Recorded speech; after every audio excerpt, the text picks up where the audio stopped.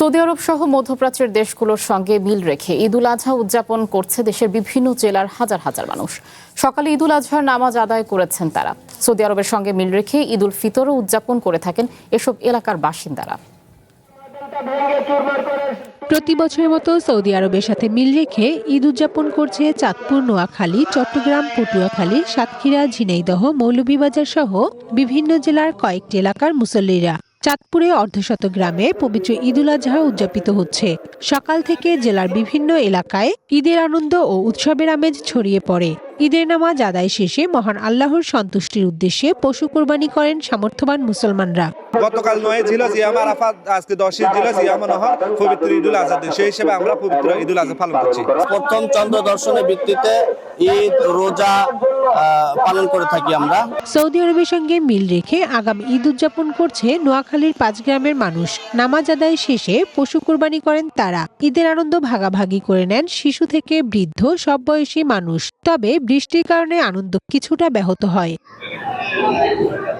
চট্টগ্রামের অর্ধশতাধিক গ্রামের বাসিন্দারা উদযাপন করছে ঈদুল আজহা। তাদের অধিকাংশই সাতকানিয়া উপজেলার মির্জাখালী দরবার শরীফের অনুসারী। সকালে নামাজ আদায় করে পশু কুরবানি করেন তারা।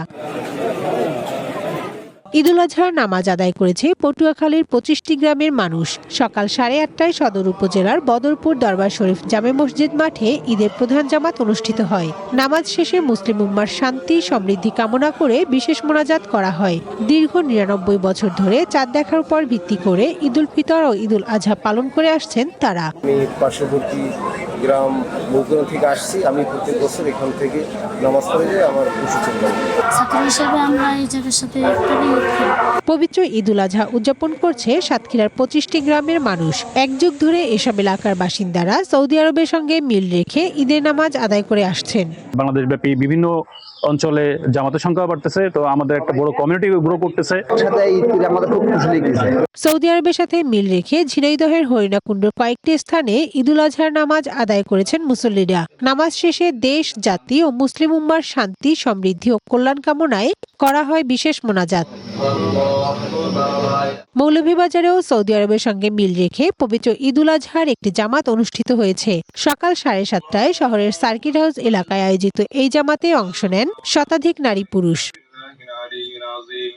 তবে বৈরী আবহাওয়া এবং বৃষ্টির কারণে অনেক জায়গায় মসজিদের ভিতরে অনুষ্ঠিত হয় ঈদের জামাত। One national desk.